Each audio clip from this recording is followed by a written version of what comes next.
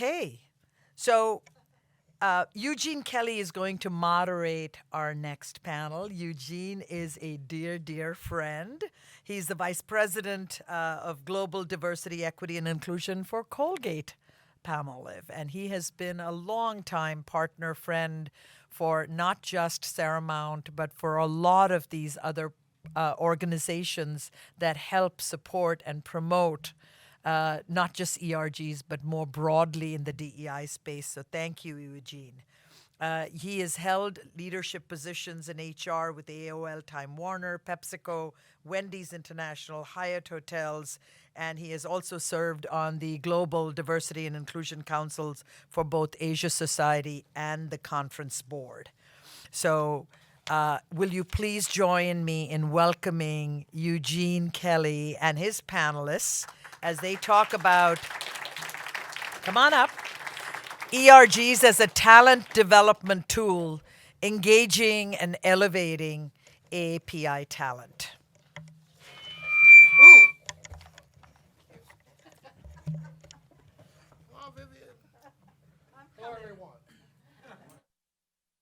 Stairs. All right. Okay. I vaulted up. Oh, okay. It's good to see everyone. Thank you for having us. I'm very excited about this work right now. Okay, so we've got a small amount of time to do a lot. All right, you ready? Yeah. All right, the ready. first thing that I want to do right now is ask a question. Of those of you who are currently in ERGs or leading ERGs, have you, by show of hands, have you ever thought of that work as being a tool for your own development? Okay, that's good, but everybody's hand should be up. And the reason I say that is because something that we don't really think about enough is how ERG work is not just an extra thing or not just a voluntary spare time thing. It is really important work for our corporations, for our organizations, and for our communities. Okay, so today we're going to have some conversation about how, why, what we should be thinking about when we look at ERG work, ERG interaction, ERG collaboration as a tool for your own development. Okay, this is very, very important. Okay, we're going to get deep into it. I would first like to introduce or have my two panelists introduce themselves because you're in for a treat. You are in for some real knowledge sharing from two incredibly experienced, intelligent, smart, wonderful people. Okay, and you feed from that, please. You'll see. Okay, why don't we go ahead and start with you, Vivian? Okay, well, good morning, everybody. Good morning. We're thrilled to be here today. I'm not going to go deep into my bio. It's in the program, but I'm Vivian Young, and I'm the Global Head of Asian and Pacific Islander Affairs for JP Morgan Chase, which is a brand new role that was created about a year and a half ago. So at JP Morgan, we have 7 centers of excellence, of which I am one of them. But I have been with the firm for 10 years, spent 9 of those years working in the wealth management group. And I can't wait to get started and dig deep into these questions. So thank you. Okay. Hi, everybody. Great to see you, and thank you. Thanks, John. Thanks, Suba. Thanks, everyone, for being here on this beautiful, almost spring day, right? I'm Ripa Rashid. I head up inclusion and diversity at Cowen, which is a mid-size investment bank. I've been in the diversity and inclusion world for almost 20 years now, so I think for those 4 Gen Zers, most of your conscious life.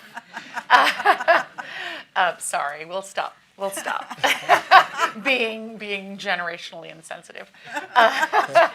My work in IND was never kind of part of my original plan design. I started off, like many Asians coming out of elite schools in America, becoming a management consultant. I worked for a McKinsey spinoff, doing consulting for financial services and then ultimately media firms. And then I had a mid-career pivot into diversity and inclusion. I thought it was a temporary switch, but it's really become my main path, and it's an area of great passion.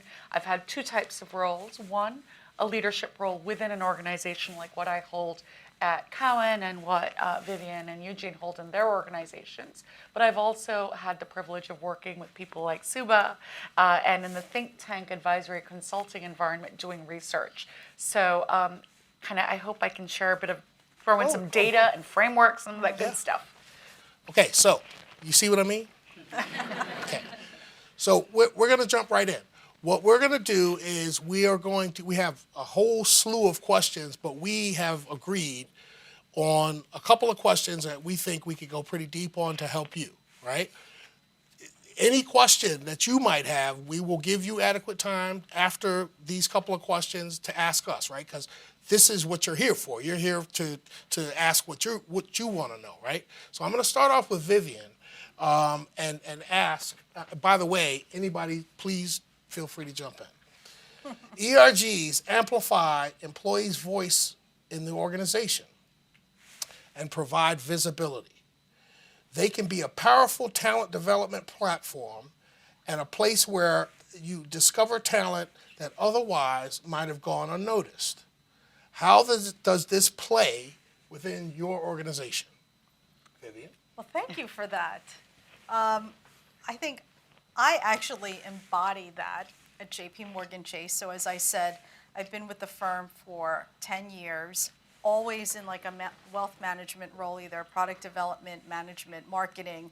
My last role was global head of bank product marketing, where we did like pitch books for trust and estates, mortgages, credit cards, anything non-investment.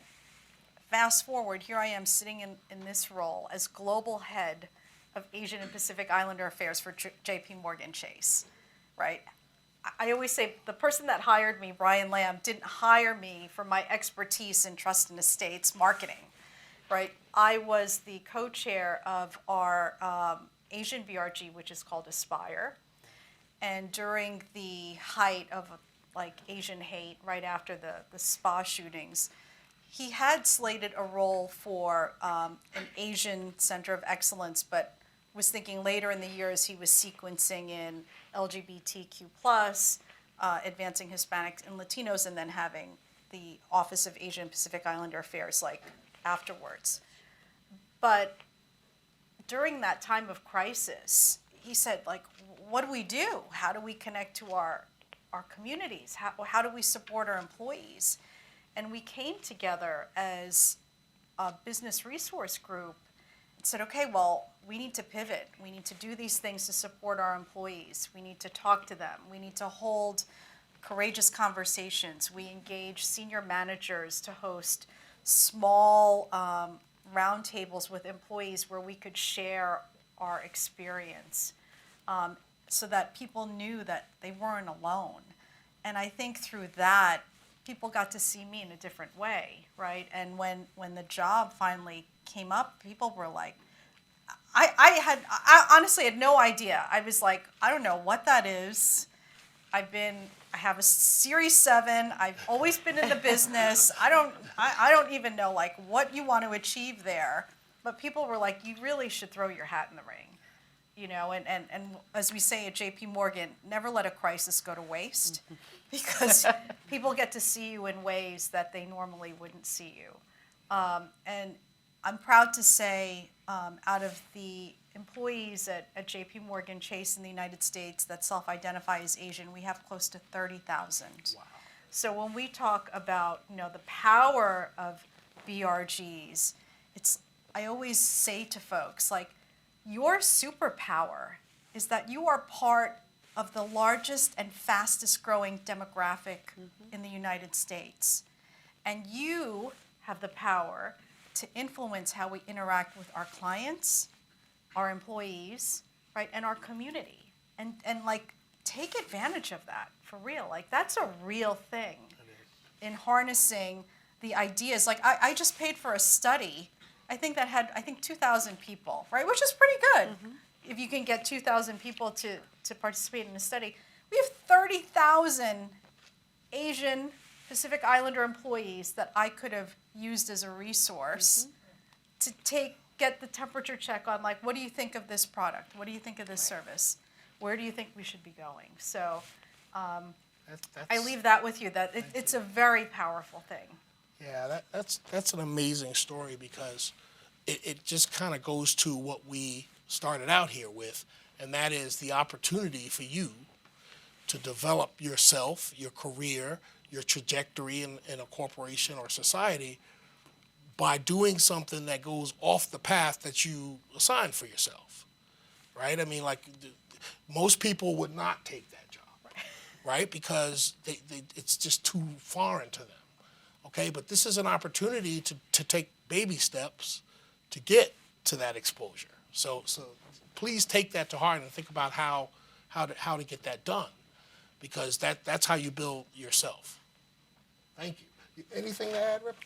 You know, I love this story that's so personal in terms of because it really illustrates one of the core elements of BRG success, and we call them BRGs specifically to emphasize the business component. And I love the PwC nomenclature around inclusions networks. I mean, I'm considering shifting it to that because that's even more, I think, accurate in terms of what the power of these groups is to do. But it really goes back to an early study that was done by Harvard Business Review that David Thomas did. Not your David Thomas, the other David Thomas did, which looked at business resource groups at IBM, which really did become vehicles for innovation, which became vehicles for pulsing employees. And there are many stories like that, for instance, with PepsiCo. Unfortunately, Tina isn't here with us today, but there's the famous story of the guacamole chip, and it was the Latinx ERGs initial idea is to create something for that demographic, and that became like probably $1 billion product. So there's a product innovation piece, whether we're directly involved with it or not. I think keeping that piece really, I think, helps BRGs get more money, because we need that resourcing, right? BRGs get more visibility with the C-suite, and also energize and create leadership pathways like it did for you. Yeah. Exactly. And it's a built-in consumer insights group, right? That companies don't have to pay for necessarily, right? As a consultant. So it is an opportunity for you to speak up. All right. This is a good question. I can't wait for you to hear your answer They're all on this. good questions. They're all great questions, but this is a deep one. Okay. Ready? You first then. No, this is your question. Uh-oh.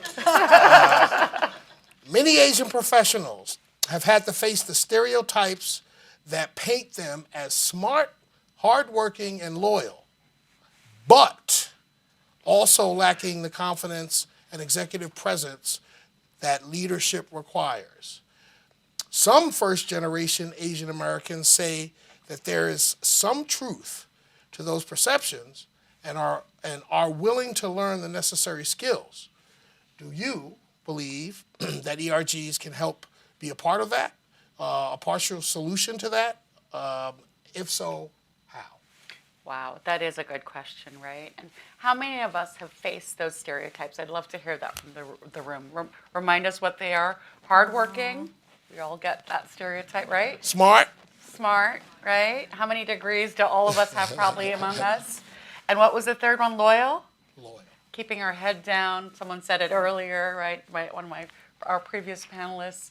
We've all struggled with those stereotypes. But let's think about where stereotypes originate. They originate in very specific elements of history, culture, and economics. And that's why I was really intrigued when Adrian earlier talked about bringing in a professor from Michigan to talk about Asian American history, because we all don't necessarily know kind of the history and where these stereotypes evolved from. Early Asian immigrants were limited in terms of the jobs they were able to hold. So how are you going to prove leadership skills? How are you going to prove innovation if you're stuck in certain roles. So just a small piece around stereotypes exist, and they're painful. And they're painful not just emotionally for us. In my think tank days, we actually conducted a study on the impact of bias, and we looked at it by population segment. And Asian Americans were the third most impacted by biases of their potential in the workplace, after people with disabilities and after those who are foreign-born. And obviously there's an intersection between foreign-born and Asian as well. I mean, I'm one of those. So the impact of bias can be real. Every single person who's experienced bias knows it can, and we found it in the data, it can drive you to feel alienated, contribute fewer ideas, have one foot out the door and want to leave. But I urge us to not give in to any of that, but to actually combat the biases. Now, how do we do that? There are a couple of things we can do. One, and the BRGs play a huge role in that. One, let's showcase Asian excellence as often as we can through organized events like this, right? Yes. As often. And I brought in, 100%. for instance, through our Cowen Asian Cowen network, and Cowen is a 103-year-old bank that has a diversity function for less than 3 years now. But in that time, we've gone from 1 BRG to 7, and the Asian BRG there is the largest ethnic identity BRG. Because of our demographics as a bank, it's the biggest underrepresented new majority group. I learned I'm not allowed to say that anymore. New majority group. And what we found, what we did very intentionally was have our CEO and other C-suite folks host conversations, and I brought in Asian CEOs. I brought in Che Wang, who is the CEO of Box.com, a young, dynamic, just brilliant thinker who has created not only one of the fastest growing companies in America, but also is very in touch with his Asian identity and makes sure, he did something amazing, which was as part of his employee benefits, he pays for the college for his employees' children. Because as an Asian immigrant, he knows how much education is power to access and opportunity in this nation. So he really talked. So we also had Ken Ohashi, the CEO of Brooks Brothers, come in. And, we have one of the top consumer senior analysts who actually happens to be Asian also interview him alongside my CEO and me. So we really showcase Asian excellence in very different incarnations. So that's one. So break, shatter, or build on. I don't think it's a bad thing to be called hardworking, loyal, and all those things, right? But build and make it more complex, because we obviously are more complex. The second piece, I think, is really break down the myth of the model minority. And you do that with data. Data. All of the research that's been cited here today will show us that, yes, we have some model minority attributes in that we are overrepresented in educational environments, et cetera, but the ceiling is real, yeah? And all the data shows that there was a recent study which showed that Asian Americans represent about 12.5% of the professional workforce, but when you look at top leadership ranks, that's in the 1% to 2%. So what's going on there, right? That complete decline. So that's systemic bias in and of itself. So we need to talk about the data. And I think we can also explode the mythology through some of the, it's a painful way to do it, but really, all of the Asian hate that has surfaced. And having the listening conversations where I had a very similar experience to what Adrian said when we hosted the first one in the wake of the Georgia spa shootings. There were a lot of people who were non-Asian but had Asian family members or felt an affinity or just wanted to be there. And every single member of my executive team showed up in the first 10 minutes. I said, I want you guys to be there in the beginning, but I also want us to have our own space. So we only invited people who were members of the network. You could join as a member, even if you're not Asian, as an ally, but you had to be a member. And to me, that really exposed the cracks in this vision of the model minority, because if we're encountering this kind of bias socially, we're also encountering this in the workplace. So I think those two pieces of making it more complex. And then I think thirdly, just education and awareness. The old model of the BRGs, I'm going to date myself. Back in the day, we used to call it like the BRGs that didn't really work were the food, fun, and fiesta, the triple F. We've obviously, thank goodness, gone way beyond that, as I know all of you are, and you'll hear from us. But I think having a bit of that social interaction, the networking, whether it be around a volunteer cause or, just Lunar New Year drinks or a Diwali event, really, and inviting your allies there really exposes people to the multiplicity of our identities and the fact that these stereotypes of whether it's the stoic East Asian or a certain kind of South Asian, none of those stereotypes, all of those can be shattered. Absolutely. Vivian, anything to add? No, I mean, I think exactly what you said. It's just awesome, and we actually brought in a associate professor from Harvard, Laura Huang, who wrote a book, Edge, which is, use your stereotype to your advantage. So if people are they think you're quiet, walk into a room and command the room, Joyce Chang, who's our chair of global research for the investment bank, always says, make it a point to say something and say it again so that people don't think the first time was a mistake or just like an accident. So I think for many of us, because of our culture in, being humble and not wanting to be boastful, I mean, I get that. You can't really change yourself. You shouldn't change yourself to be something that you're not, because it's really inauthentic and people will see through that right away. But I do think if you are in spaces where you're the only, use that to your advantage, because being the only means that you are rare, right? Think of yourself, you are a diamond. Diamonds are rare. If you're the only diamond in the room, own it and celebrate it. Don't be, I kind of think it's you're there for a reason. They chose you for a reason. They just didn't put you there. They don't let you in these spaces if you have nothing to add, right? Can I respond to Vivian? It is hard, though, and I think it's particularly hard to feel like that diamond. Yeah, but when you're when you're very early in your career, because I spent many years in my my 10+ years as a management consultant. I spent the early part of that being the only woman of color, being the only in so many ways, and all the stereotypes, all the stuff. And it was really hard for me to find my voice. Mm-hmm. And I found it many years later. It took me a long time. It took me to shift professionally to find my voice, to be in an environment where obviously in a diversity and inclusion world, I'm surrounded with many more people who look like me, have chosen that path. But it is really, really hard. And I think this is where actually a story Suba shares. Do you want to share? Because I can't ventriloquize or whatever the word is for you. But I will paraphrase, and maybe you can tell the story later. But I mean, I think it's finding your allies in the organization, because I don't know if I will ever be really, really good at self-promotion. It does not come naturally to me to go meet someone and share my academic pedigrees and all this stuff. It just still feels like a lump in my throat, and my mom's voice of, don't be boastful, be humble, all that stuff, it echoes. It's so deeply lodged in my psyche. No, how many years of therapy, it still won't stop, right? But so what do? You find the allies to speak for you. And, in that room where you're the only, make sure you have one or two allies who will back you up or amplify your voice. And that, I think, goes a long way, because I have not always had the strength to do it alone.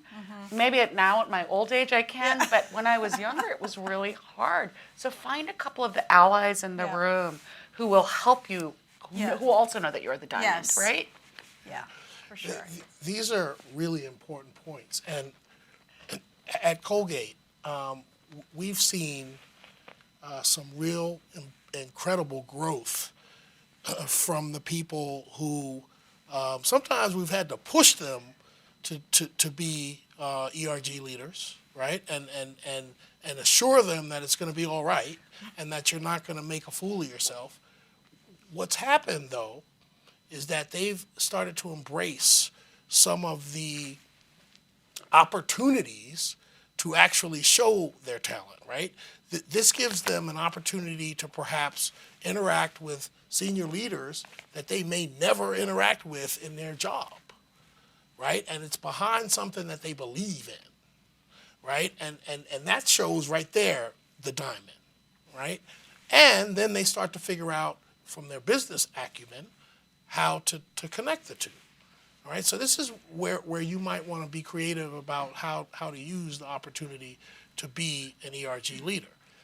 The really important what you said is it depends on your environment, right? Like we all call them different things, and really at the end of the day, it doesn't really matter.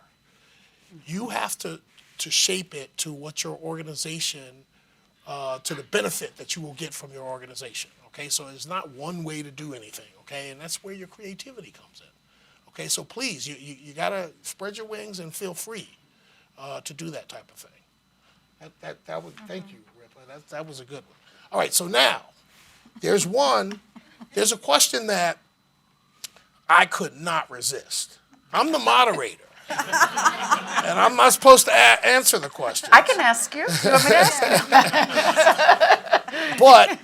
But this is one that really struck me based on recent events at Colgate, and then obviously we'll share. But ERG leaders are volunteers, often managing deliverables on top of demand in their everyday day job.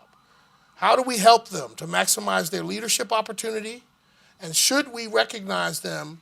How should we recognize them to ensure that they feel valued for the work that they do? And the answer that pops into my head is something that we recently, with my colleague David back there, just started. We have implemented a recognition bonus for our ERG leaders who serve for 2-year terms. And we pay them 4 recognition bonuses at 6-month intervals. And this does 2 things.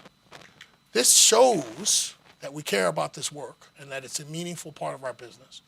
But guess what else it does? It also shows those mid-level managers, right? We call them affectionately the frozen middle, right? The people who are responsible for executing and oftentimes discount the work that our ERG leaders are doing as playtime or why are you away from your desk or what have you.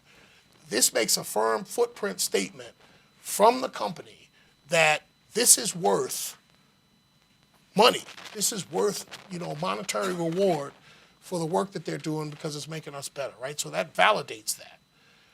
I think the more that corporations or organizations or leaders can actually demonstrate that you are important and that the work you do in collaboration with the other ERGs is important, helps, right? So somebody suggested this, okay? One of the ERG leaders suggested it, right? So it's not even our idea, all right? But the fact that we took it through gets us to a place where we just heard about trusted leadership. All right? Because now our employees trust us to do at least this, this, and this.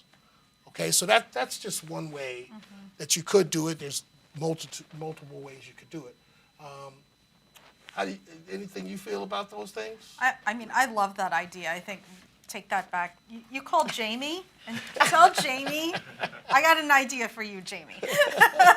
I think that's amazing. I mean, what we've done is we have recognition programs, so that's part of it too, is recognizing employees. And we also have, like, in our email, there's like a recognize cards. Like, you can send recognition for every month you get a certain amount that you can give points to, which then you can get like swag at the end of the day, because it's like, how many mugs do you want? Like we stopped that. People were like, we need to give them swag. I'm like, nobody wants another mug. We have like a drawer full of mugs. But also, giving professionals opportunities to come to days like this, right, is really important, right? Or sending them to a conference where they might not be able to, or if they're outside of New York, like talking to their managers and saying, would you give your employee a little T&E to come to New York to meet with senior leaders? So I think you can be creative if you're not able to give monetary, but I do think the recognition is super important. And again, it's not about necessarily money, right? It's just the recognition. The fact that you are all here says that your corporation or your company or your organization said, please go develop yourself. Please bring something back to us that'll make us better, right? And you're doing that, right? So go back to your organizations and encourage more people to come or what have you, right? But that's how we build on what we already have, right? We can't not show up for this stuff, okay? Eugene, I wanted to add one more. I love. Actually, I want to know what that reward button thing is because I don't want any more mugs either, or vests or whatever it is. Pens, no more pens. None of those. But I do think the piece around providing the leadership development opportunities for BRG members, and I very much encourage our BRG leaders to earmark 2 or 3 events during the year where they will send a subset of their people for a day or 2, or in the virtual world it actually worked out really nicely because like our Black colleagues could attend some of the ELC manager symposium events, and those were really inspiring. But the other piece of this coin, I think, is visibility and sponsorship. Those are the intangible rewards. I think when Nam spoke earlier, he said he's very selfish, and I think that's absolutely how everyone should be as a BRG member. Like, do it for you.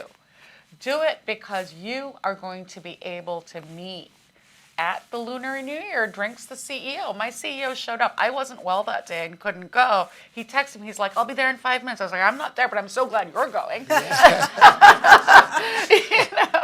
Luckily, other people from my team were there.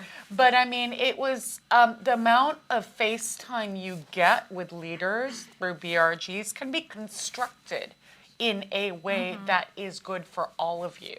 So, obviously most BRGs have executive champions. We very deliberately have leaders who are of the identity, but executive champions who are not, because it becomes a learning experience for them, because they're very seldom in the room where they're the minority. How often do we get to be in rooms like this? Very seldom, right? They need to kind of be here with us sometimes. So they get to do that through some of these. But I think there's some organic sponsorship and mentoring relationships that evolve through BRGs within the community, as well as to allies and leaders who are engaging with the community. So people like, Tim Ryan, every senior leader should be thinking of the power of BRGs in his way. And I think I'm trying to work with my leaders to do that. Every single exec suite member is a BRG exec champion, and it has been illuminating. I usually gave them like completely counterintuitive assignments. The woman who wanted to be the women's network, I said, no, I'm putting you in charge of the Asians. She said, why? I want to be head of the... I was like, nope. You have advocated for yourself as a woman your whole life. You need to kind of learn to advocate for... And it's a growth opportunity for them likewise. Yeah. Okay, so we got one more question scripted, and then we're going to open it up for the room. Okay? We're going to answer this one quick. There are a number of specific challenges that are impeding the career advancement of AAPI talent. Cultural heritage, feedback, lack of feedback, systemic bias, stereotypes, etc. So let's talk a little bit about what this looks like and the impact it is having on you, your corporation, society, and can you clarify for us with some specific examples? It's a little bit of more of what we just talked about with the stereotypes, but are there in particular things that kind of stand in the way? So I'm gonna answer. I'm gonna go off the menu and answer in a different way. Because of recent events, we recently encountered the Monterey Park shootings during Lunar New Year Eve. Which I think just, I remember reading the headline and I was like, oh my God, this is not happening again, right? And, this increased animosity with China, you know, in the balloon. And, oh, well, what do you think about that? Chinese. And I'm like, okay, well, like, I'm Chinese. Like, I don't know why you're saying that to me like that. But, like, these, like, little microaggressions, right? This, like, constant 24/7 news cycle of, like, this, I can't describe it, but this anxiety, right? You know, when you walk outside and you're like, oh, Asian hate, and always, like, being aware of your surroundings. There's a term for it called weathering, right? That like wears on you, and like in the role that I play, and people asking me, well, what's JP Morgan going to say? What are you going to say? And it's like, okay, like we're collecting our thoughts, and we want to be thoughtful in our response. Like these things don't happen in an instant, even though real time, like the world is happening in an instant. The way we react to things at JP Morgan, we want to be thoughtful, right, about how we're approaching the situation. But, you know, it's that constant, you know, coming at you. So I think for us, it's like really important, and we say this all the time, like we have what we call employee assistance programs that help with like mental health and you know, work-life balance, that you need to like, if it means that I need to get away from my desk for an hour and just be like in a place and not have any media or have anybody not talk to me, I need to do that because, you know, in the roles that we play, people are constantly looking to you for advice. How are we going to approach this? What are we going to say? And that's really the definition of servant leader, right? Because you're not serving yourself. You're serving others and helping them achieve what they need to achieve on a daily basis. And I feel like, you know, at the end of the day, I have nothing left, right? And I'm a mom. I have kids, I have a husband, I have a family, my mother, my sister, right? So it's like, I think for many of us, just for like stereotypes aside, but like because of who we are and the things that we're facing and experiencing, like make sure that you're keeping yourself well, right? Because you're dealing with stereotypes, you're dealing with microaggressions, you're dealing with the outside world, you're dealing with your professional advancement. Right? And then you have these other things that enter into the equation. It's like just make sure that you're also, you know, you need to just, you know, have space for yourself so that you can be the best performer that Put you your can mask be. on first. Yeah, exactly. Right? Right. And this is a key So role. yeah, so I went off script. Sorry No, about it's that. okay. but this is something important for you to take too, right? One of the things that we don't think about role modeling in terms of is how we take care of ourselves, right? Like if you go, you know, utilize the benefits that the company offers you, and take care of yourself and role model that for others, right? Because it's okay. That's what it's there for, right? So don't, you know, disparage using something because it might show weakness. It's a sign of strength. Okay, so please, that's another role that you can play. Did you have something? Well, I love the term weathering. I'm going to have to read up on that, and because it feels so real, I do It is feel real. weathered all the It time. does. No, it's true. Especially at the end of the week on a Yes. Friday, right? But I'm getting energized exactly. just by being Exactly. unweathered by Yes. being here, right? Yes. There are two things I wanted to add around, because we've talked a lot about stereotype and bias, but there are two things I think I wanted to mention. One was, this is a piece of research I conducted about 10 years ago around Asians in America, which I hope someday we'll get to join forces and redo, but there's so many other good. But one of the things I haven't seen picked up in the more recent research is we found in that about 10 years ago, it was a corporate piece of research with multiple companies, where we found that Asians had this propensity in corporate America to separate out our personal lives from our professional lives. This phenomenon of hyper-professionalism, where we really kind of wanted to seem invincible, the perfect worker, the perfect, and it might have childhood roots. I mean, for me, I remember going to a British school, a really kind of, you know, snooty British private school, where people would like laugh at my Indian smelling food, right, that my mom packed. And I was like, Mom, I want sandwiches. I don't want, you know, curry.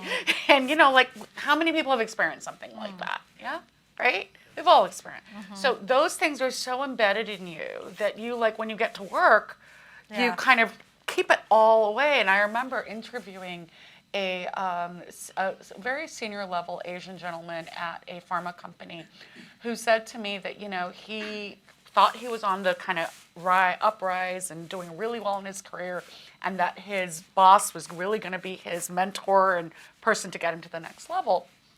And suddenly someone else came in a parallel role to him who was of the same identity as his boss. He was Asian, the boss was white, the new person was white. And before he knew it, this person was like vacationing in the Hamptons with the boss. And he said, I didn't even know that my boss had a house in the Hamptons because we never had those types of more personal conversations. And I really remembered that. I mean, again, it's not about kumbaya, bringing your 100% self, but actually just finding the pieces, the commonalities that are beyond your workday. It could be a love of food, of certain kind of food, or travel, or music, whatever it is, sports, right? I not for me, but for many some people. But I mean, I think kind of making sure that you are not just seen as that worker bee, and creating. It took me a long time to realize that because I wore that mask. Not the oxygen mask, the other mask, of being that perfect worker who produced every deliverable ahead of time and went above and beyond. And it just stops working after a certain point. And that story really stayed with me. The one other piece I have is, again, I think I found that in our work we did on gravitas and professional impact, one of the key dimensions of actually conveying your gravitas is not being afraid to be the dissenting voice. In Asian cultures where we're often traditionally, and I'm stereotyping myself, right? We're about conformity and saying yes and the consensus, work from consensus-driven cultures historically. It's really hard to be the dissenting voice. I deal with this daily at home because my husband's from the Netherlands. They will just tell it like it is. And it's daily, it's fascinating because I do learn from him in that sometimes you have to prove your integrity by being that unpopular voice and saying, no, actually that's not. So I think kind of thinking through where if you really think something, and maybe you're not comfortable saying it in the group, figure out a different way to do it. Get an ally to speak for you or talk to someone after the meeting, but make sure that you are not silenced by that desire for conformity. Because sometimes the best ideas and innovation come from people who are willing to say, maybe not. Okay, so didn't I tell you that's what you were going to get? Now, we're pushing the time, but we need to have some questions from you. No, we need to have some questions from you. I'm sure you have them. Sir? We have a microphone. We got a Just wait for a microphone? microphone. Hi, I'm Kamal Mohanty. I'm with Citibank. And I've spent like almost 18 years in US. And I agree and see it myself, the Asian American Pacific Islander, right? Like, it's easy to get into junior roles. But of course, whether it's cross organization or career mobility, it's a very difficult challenge because you have to navigate two things. One is you have recruiters where I see in the senior levels who are non-Asian. So that's the first bottleneck. And the second bottleneck is obviously we talked about the metrics of networking. For senior levels, it's all around network. But it's a two-way street. You need people who are open-minded to network, who do not fit in the organizational diversity goals. So that's another challenge. So any thoughts, how do we navigate this? Because I feel the recruiters is also another big challenge where you need recruiters to be collaborating and be open-minded about candidates, especially into senior roles, in giving opportunity. So any thoughts on that? Do you want to answer? I'm happy to take a crack at the recruiting piece. I mean, listen, the recruiting industry has diversity issues like every other industry, right? I mean, they have a long way to go. I think we've tried to kind of open up the array of partners we work with, and I've tried to bring in minority-owned recruiters, in my role. I haven't, one of them of several I've tried has been successful. It's not a foolproof, right? If the fit is going to work. The other piece simply is for organizations to be really, really stringent around diverse slating. A lot of organizations have guidelines, but do they actually hold anyone accountable to it? And I think it also begins with a hiring manager and educating, say, listen, I'm not even going to start the interviews unless you give me a diverse slate. So there's kind of, it's multiple solutions to the recruiting piece. On the second part, I actually didn't fully understand the question around, The network. the network. Yeah. So, So- yeah. So Go the ahead. question is, you have organizations which have diversity goals at every level. So Asian Americans do not come into the Oh, diversity right. goals.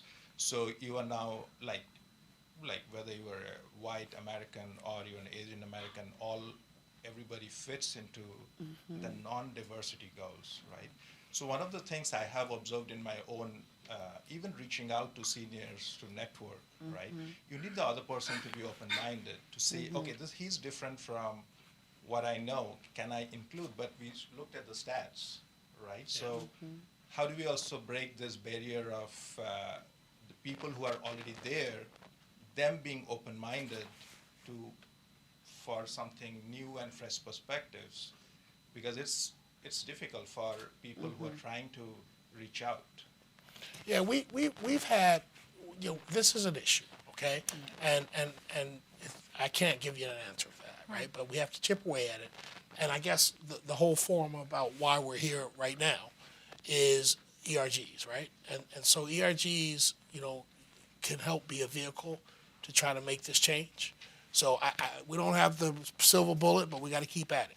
Okay. Thank you for your thoughts on it. It's a very I actually want to add one thing we're about to introduce is a BRG referral program for laterals, that's a good because that becomes a kind of, just like your internal employees can be a great source of ideas and Yeah. innovation and survey data, great source for talent from their networks. Yeah. Okay. So One more question, and then I'm so sorry. But we'll be around, and if you want to ask other questions, and then we will also be available through various ways to communicate with us. Okay. Who do we have? Let's try. Who's got the mic? She's got the mic. We'll go with who's got the mic. That's Who's it. got You're the already mic? ready. Okay. It was inadvertently fast. Okay. Thank you so much. I was just thinking about what you had mentioned about like model minority, and I in the back of my mind was thinking, it's funny because all you have to do is step into an Asian kitchen and realize that women, Asian females are not quiet by any means. and in this room, by the way, right? Yeah, of course.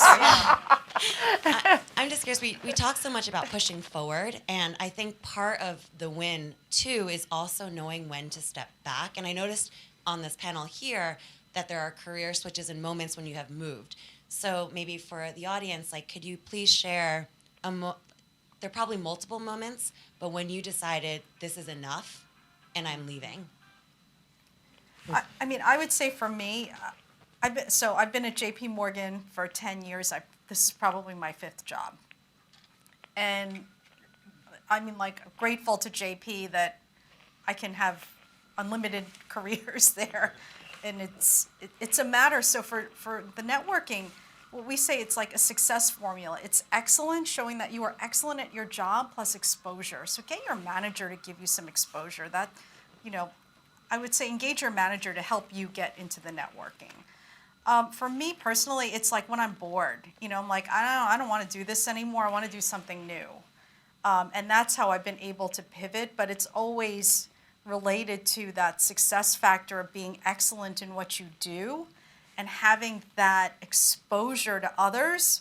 Because a lot of times, I mean, like in a firm this big, it's like that job, people are like thinking about like, who do I put in that job before it's even posted? Right. So, and also, having those allies in the room, so important to say good things about you when you leave, right? So it's like all these different dimensions that are at play, but I would say for me personally, it's like when I get bored, I need to do something else. Well, I have, most of my moves have been prompted by someone reaching out and offering me something, but there are two moves which were enough. I had one where it was very much I actually experienced what I felt was parental bias because I worked for someone who didn't have kids. And really, I like none of the women who worked for her who had kids had photos of kids in their desks because we knew that would be. It's horrible. This is not even that long ago, but that to me, and there was an incident that happened around something outside in the world that required some grace from her for the parents, and it wasn't there. And for me, that as a mother, my priorities came first, and that really changed our relationship.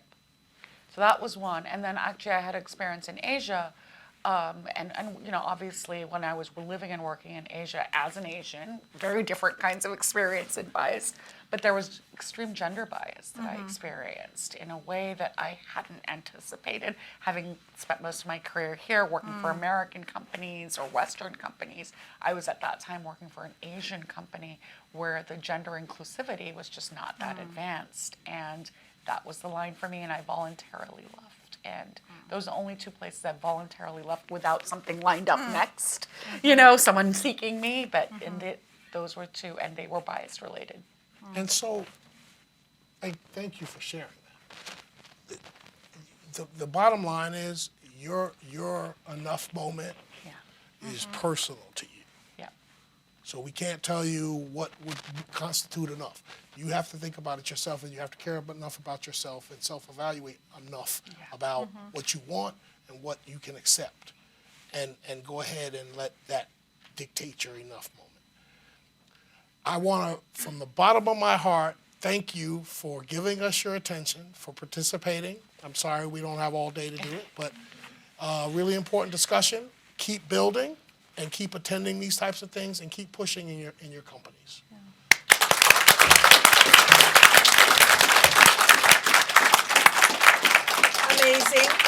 Amazing and wonderful. I had a couple of things to add before I allow you to go to your lunch break. Firstly, they talked about tchotchkes, and I have an idea for you. All the mugs you got, I collected so many of them, and then I came up with a brilliant idea of what to do with them. He gives us good. I get a cup of coffee and hand it to a homeless person. Think about giving away those tchotchkes, but do it strategically. So that was my win. And another thing, we do lots of events at Saramount, and at the end of them, there's always, especially desserts, food and dessert left over. I always ask whichever or wherever we are hosting it, I say, I need takeaway boxes. Whether people take it for their families and children, or you take it away and hand it to a homeless person along the way, I am not going to let you then toss that food away. So, anyway, just ideas on that. The second thing is, as BRG leaders and members, you get FaceTime with senior leaders. Have you ever thought about how you're going to use that FaceTime? Really think about it, plan for it. Come up with what are the one or two things within a minute or two that you can talk about that will make that short interaction memorable. And as a BRG group, talk about that. Teach each other that. Learn from each other, because you want to be able to use those moments impactfully. Spend the time for that. So that's one. The other one that Ripa, you spoke about is leaders and executive sponsors who don't come from the same identity. There is power in that. And I remember it was at Freddie Mac where we decided that this white man who was running technology would be the BRG leader, executive sponsor for the Pan-Asian BRG there. And the reason was because when you looked at his population, it was a preponderance of Asians in that. So he better learn about that culture, because that's who he has to lead. And he doesn't come from the same background. In fact, we had an Asian leader who wanted to be the leader, and we said, no, we're going to make this guy do it. So that works well. And lastly, one of the things I think about is we all feel when we see all these things happening in society around us, you feel a little bit of powerlessness.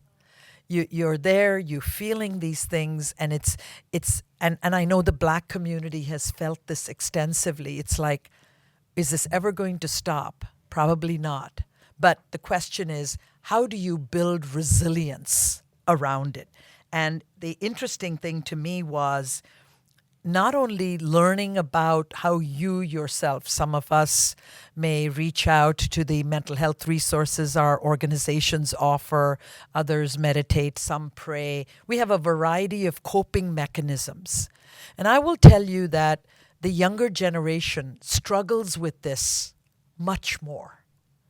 And part of it is, in my mind, driven by how they've grown up with social media.